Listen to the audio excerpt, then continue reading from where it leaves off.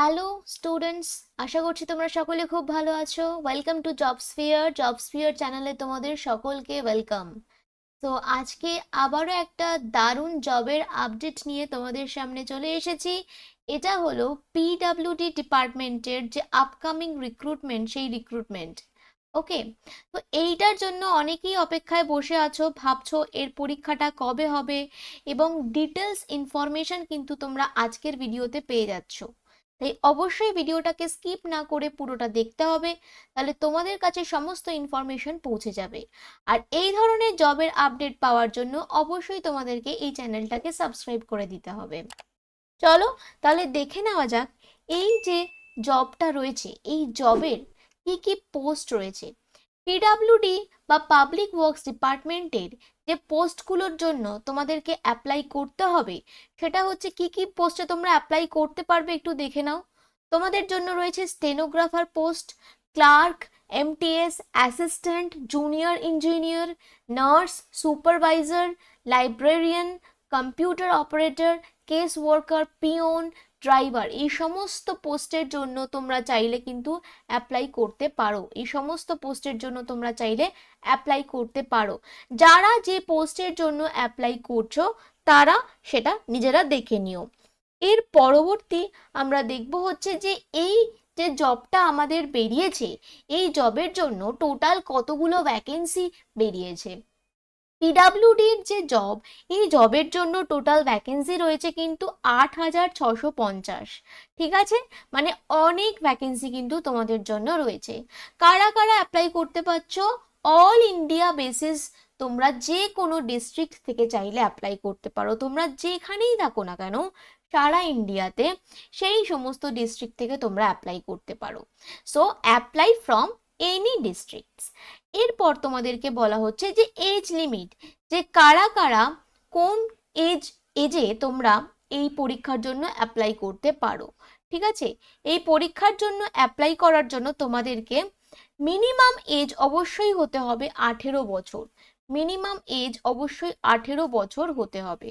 আর maximum age হচ্ছে 45 বছর হতে হবে। ঠিক আছে, ম্যাক্সিমাম এজ 45 বছর হতে হবে। তাহলে এখানে 18 বছর, এখানে 45 বছর। তবে মাথায় রাখতে হবে যে সমস্ত পরীক্ষার জন্য কিন্তু সেম এজ সীমা কিন্তু নেই। মানে কিছু কিছু পরীক্ষা রয়েছে যেখানে তোমাদের মানে যে যেমন ধরো পিওনের ক্ষেত্রে আলাদা হতে পারে, ড্রাইভারের ক্ষেত্রে আলাদা হতে পারে। ঠিক আছে, তবে এখানে মিনিমাম এজ আর ম্যাক্সিমাম এজটা কিন্তু দিয়ে দেওয়া হয়েছে। এরপর হচ্ছে পিডাব্লিউডি ডিপার্টমেন্টের যে রিক্রুটমেন্টটা বেরোচ্ছে, সেটার তোমাদের স্যালারি স্কেল কি রয়েছে। দেখো তোমাদেরকে একটা দারুণ জিনিস বলে দিই, যে এইখানে তোমরা যে স্যালারিটা দেখতে পাচ্ছ, এটা কিন্তু অফিসিয়াল নোটিফিকেশন অনুযায়ী বলা হয়। কিন্তু এই স্যালারি বেসিসে কিন্তু তোমাদের পে স্কেলটা অনেকটাই ডিভাইড করা থাকে। মানে ধরো যে স্টেনোগ্রাফারের পোস্টে জয়েন করছো, সে কিন্তু আলাদা স্কেলে চাকরি পাচ্ছ। যে ড্রাইভার পোস্টে চাকরি করছো, সে আলাদা স্কেলে চাকরি পাচ্ছ। তো প্রতিটা স্কেল কিন্তু অবশ্যই আলাদা, এটা কিন্তু মাথায় রাখতে হবে।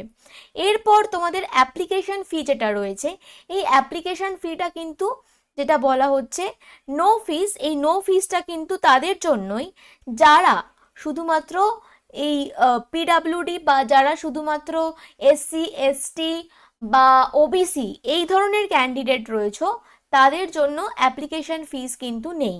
বাট যারা জেনারেল ক্যান্ডিডেট রয়েছে তাদের জন্য কিন্তু অ্যাপ্লিকেশন ফিস রয়েছে। আচ্ছা, সেটা তোমাদের যখন বেরোবে ফর্ম অ্যাপ্লাই করার, তখন তোমরা বুঝতে পারবে। এডুকেশন যে কোয়ালিফিকেশন দেওয়া রয়েছে, একজন ক্যান্ডিডেট যে এই পিডাব্লিউডি এক্সামিনেশনের ডিপার্টমেন্টে চাকরির জন্য তাকে কি কোয়ালিফিকেশন থাকতে হবে।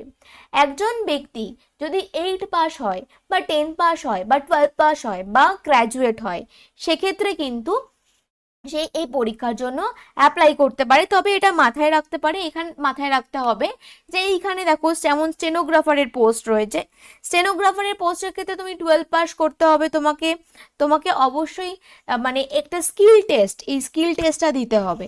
ঠিক আছে, ক্লার্কশিপের ক্ষেত্রে যেমন হচ্ছে 10 পাস করলেই হবে। তো বিভিন্ন পোস্টের জন্য কিন্তু বিভিন্ন কোয়ালিফিকেশন রয়েছে।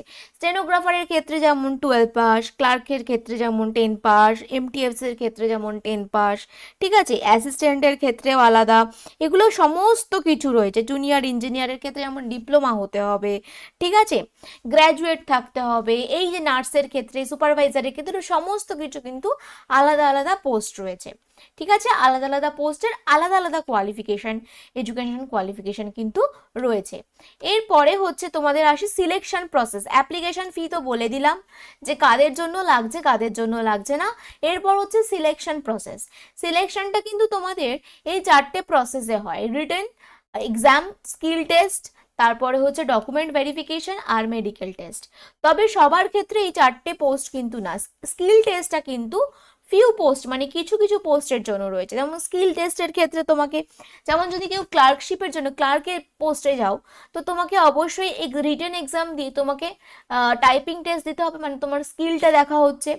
তো সব পরীক্ষা মানে সমস্ত পোস্টের জন্য কিন্তু স্কিল টেস্টটা নয়, স্কিল টেস্ট হচ্ছে কয়েকটা পোস্টের জন্য রয়েছে। বোঝা গেল? যেমন কম্পিউটার অপারেটরের ক্ষেত্রে তোমাকে রিটেন এক্সামের পর কম্পিউটার টেস্ট দিতে হবে, সেরকম। এরপর হচ্ছে তোমাদের ডকুমেন্ট ভেরিফিকেশন হবে, তারপর মেডিকেল টেস্ট হবে, তারপর তোমাদের ফাইনাল সিলেকশন হবে। এরপর হচ্ছে অ্যাপ্লাই ডেট। অ্যাপ্লাই যে ডেট যেটা বলা হচ্ছে, এক্সপেক্ট করা হচ্ছে এপ্রিল মে মাসেই তোমরা অ্যাপ্লাই শুরু করে দেবে। অ্যাপ্লাইয়ে ফর্ম বেরিয়ে যাবে, অ্যাপ্লাই হবে হচ্ছে অনলাইনে। আর এর পরে একদম শেষে তোমাদের সাথে যেটা আলোচনা করব সেটা হচ্ছে সিলেবাস। তোমাদের অনেকেরই প্রশ্ন থাকে যে ঠিক আছে, পরীক্ষার জন্য তো অ্যাপ্লাই করব, পরীক্ষা দেব, কিন্তু এর সিলেবাসটা কি হবে? এই সিলেবাসে তোমাদের মেনলি যেটা থাকবে সেটা হচ্ছে জিএ, জেনারেল অ্যাওয়ারনেস, এর সাথে থাকছে ইংলিশ, ম্যাথ অ্যান্ড জিআই। এই 4টে সাবজেক্টের ওপর তোমাদেরকে, বিষয়ের ওপর তোমাদেরকে অবশ্যই করে জোর দিতে হবে। তাহলে বোঝা গেল। এবং তোমাদের খুব বেশি কিন্তু দেরি নেই এই ফর্মটা বেরোনোর জন্য, তাই এখন থেকেই তোমরা এটার জন্য প্রিপারেশন শুরু করে দাও। দেখা হচ্ছে তোমাদের সাথে আবারও একটা নতুন জবের আপডেট নিয়ে। অবশ্যই চ্যানেলটাকে সাবস্ক্রাইব করে দিও আর পাশের বেল আইকনটাকে অবশ্যই ক্লিক করে দিও পরবর্তী আপডেটের জন্য।